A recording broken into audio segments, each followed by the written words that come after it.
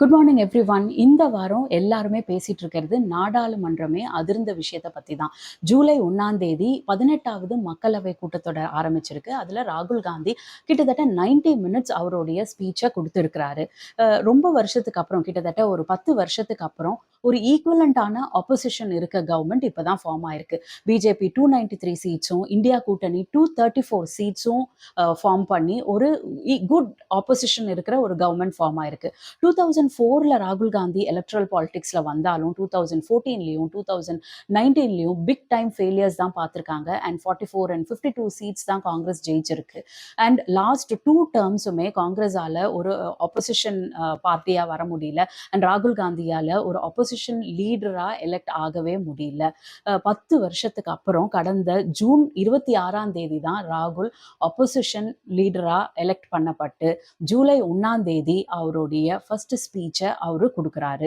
கிட்டத்தட்ட பப்பு, பேச தெரியாது, கிட்டிஷ், இப்படியெல்லாம் ராகுல் காந்தியை பத்தி நிறைய விமர்சனம் இருந்தாலும் இந்த தடவை அவரு நாடாளுமன்றத்தையே அதிர வச்சு பேசியிருக்கிறாரு. அப்படி என்னதான் பேசியிருக்கிறாரு, அதுக்கு மோடி என்ன பதிலுரை ஆற்றிருக்கிறாரு அடுத்த நாள் அப்படின்னு சொல்லி தான் நம்ம இந்த குவிக் இன்ஃபோ பைட்ல பார்க்க போறோம். ராகுல் அவருடைய 90 மினிட் ஸ்பீச்சை எப்படி ஆரம்பிக்கிறாருன்னா, நான் நாடாளுமன்றத்துக்குள்ள வரும்போது ராஜ்நாத் சிங் என்னை பார்த்து நல்லா சிரிச்சாரு, என்னை பார்த்து ஒரு வார்ம் ஸ்மைல் கொடுத்தாரு, எனக்கு விஷ் பண்ணாரு. ஆனா மோடி வந்து என்னை பார்த்து சிரிக்க கூட இல்லை, அப்படியே முறைச்சிட்டு போயிட்டாரு. அஹ் நம்ம ரெண்டு பேரும் வந்து எதிர்கட்சிகள் தான், எதிரிகள் கிடையாது. மோடிக்கு ஏன் என்னை பார்த்து சிரிக்க கூட முடியாதா அப்படின்னு ஆரம்பிச்சு ஒரு பயங்கரமா நக்கல் அடிக்கிற மாதிரி, மோடி யாரு, அவரு பரமாத்மா கிட்டேயே பேசுவாரு, நம்மலாம் வந்து நார்மல் பயாலஜிக்கல் சன்ஸ் தான், நம்மளுக்கு எல்லாருக்குமே வந்து பிறப்பு இருக்கு, இறப்பு இருக்கு. ஆனா மோடின்றவர் வந்து அப்படி கிடையாது. மோடி வந்து டைரக்டா பரமாத்மா கிட்ட கேட்டு அவர் வந்து செயல்படுறவரு. இந்த நாட்டுல மக்கள் எல்லாம் இப்போ ஒரு பயத்துல இருக்காங்க. எஸ்பெஷலி பிஜேபி மேல ஒரு பயத்துல இருக்காங்க அப்படின்னு சொல்லிட்டு சிவனுடைய போட்டோவை எடுத்து காமிக்கிறாரு.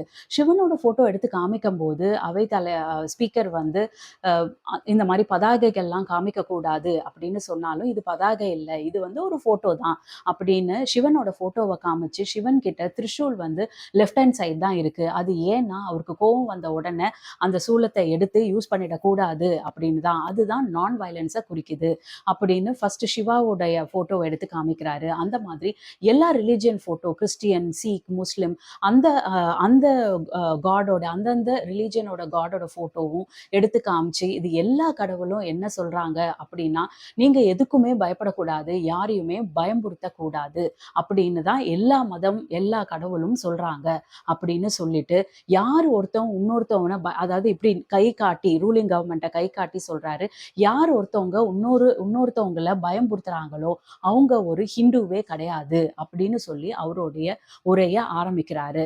இதை சொன்ன உடனே ரூலிங் கவர்மெண்ட் கிட்ட இருந்து, எம்பிஸ் கிட்ட இருந்து ஏகப்பட்ட நாய்ஸ் வருது. எல்லாருமே வந்து இந்த மாதிரி நீங்க பேசக்கூடாதுன்னு சொல்றாங்க.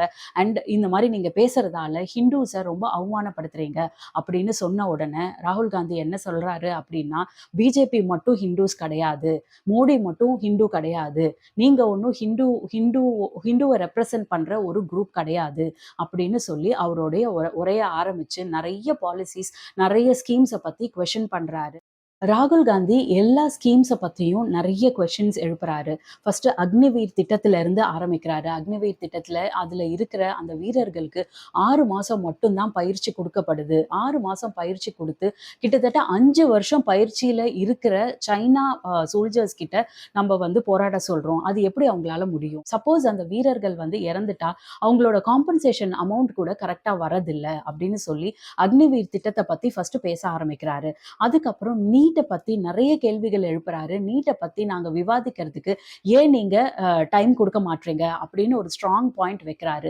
நீட் அப்படின்றது வந்து நல்லா படிக்கிற பசங்களுக்கு இல்ல, நிறைய காசுள்ள பசங்களுக்கு தான் அப்படின்னு இப்ப நடக்கிற பல சம்பவத்துல இருந்து நமக்கு ப்ரூவ் ஆயிருக்கு. நீட் வந்து என்னைக்குமே ஏழைகளுக்கு பக்கபலமா இல்லவே இல்லை, பணக்காரர்களுக்காக தான் நீட்டே வந்து அமைக்கப்பட்டிருக்கு.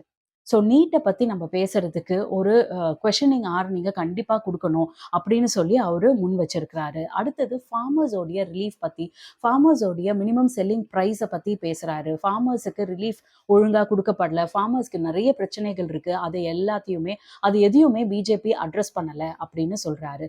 அதுக்கப்புறம் ரொம்ப இம்பார்ட்டன்ட்டா இருக்கிற விஷயமான மணிப்பூர் விஷயத்த பத்தி பேசுறாரு. மணிப்பூர் அப்படின்ற ஒரு ஸ்டேட் நம்ம இந்தியாக்குள்ள இருக்குது அப்படின்றதையே வந்து பாஜக கவர்மெண்ட் வந்து மறந்துட்டாங்க. மோடி வந்து மறந்துட்டாரு. எவ்ளோ நம்ம சொன்ன போதும், மோடி வந்து என்னைக்குமே அங்க போய் பார்க்கல. அங்க இருக்க மக்கள போய் விசாரிக்கவே இல்ல.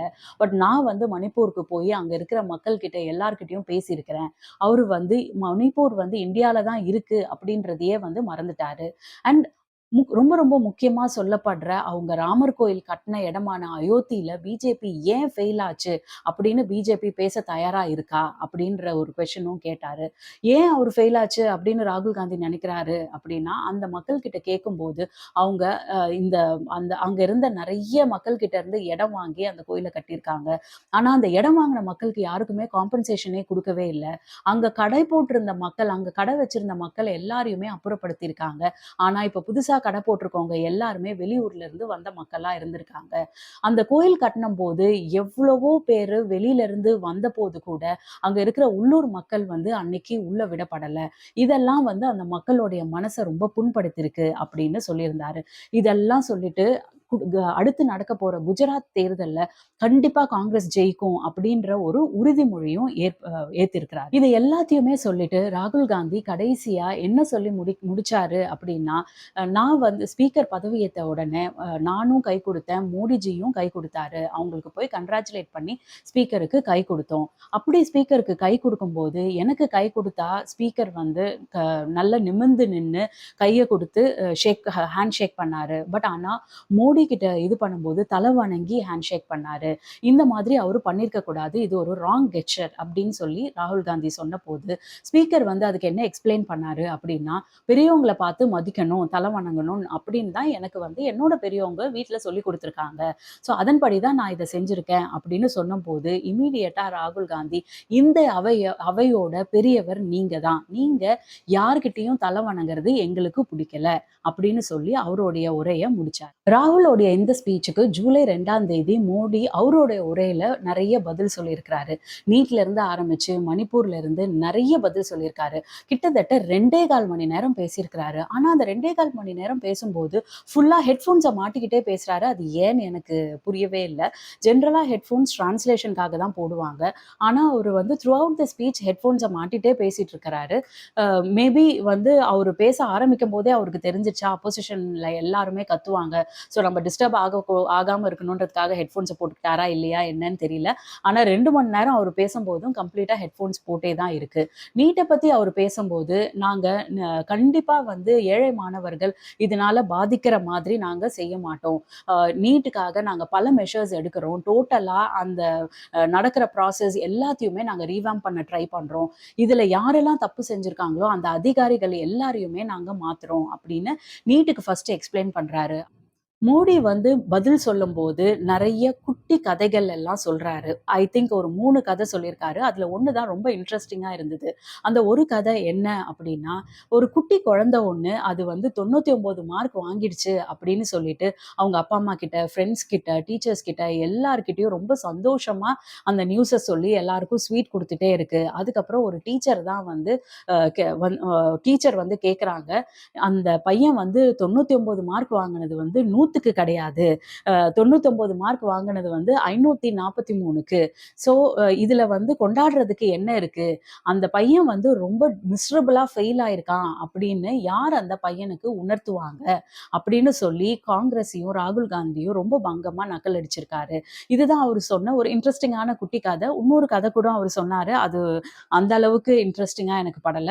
ஸோ இந்த கதையில குட்டி கதையிலருந்து ஆரம்பிச்சு ராகுல் காந்தி மேல என்னெல்லாம் அலிகேஷன் இருக்கு? அவர் மேல என்ன கோர்ட் கேஸஸ் இருக்கு? அவரு என்னெல்லாம் பேசியிருக்கிறாரு? பிளஸ் அவரு அவரு அவரு சொன்ன இந்த ஸ்கீம்ஸ், அவரு சொன்ன இந்த குற்றச்சாட்டு எல்லாம் வந்து உண்மை கிடையாது அப்படின்னு இத பத்தியும், எல்லா ஸ்கீம்ஸ பத்தியும் நேத்து ராகுல் காந்தி என்ன ஸ்கீம பத்தி எல்லாம் பேசினாரோ, அந்த ஸ்கீம பத்தி எல்லாமே அவரு வந்து மென்ஷன் பண்ணி, இதெல்லாம் உண்மை கிடையாது. அண்ட் ராகுல் காந்தி வந்து ஹிந்துஸ வந்து ரொம்ப அவமானப்படுத்திட்டாரு. அப்படின்னு ஒரு 2 1/4 மணி நேரம் வந்து நெறைய விஷயத்த பத்தி பேசியிருக்காரு. ஆனா மணிப்பூர பத்தி அவரு பெருசா ஒண்ணும் பேசல. அண்ட் அவரு வந்து நீட்ட பத்தி விவாதிக்கிறதுக்கு ஒரு குவெஷனிங் ஹாரும் அவரு வந்து அலாட் பண்ணல.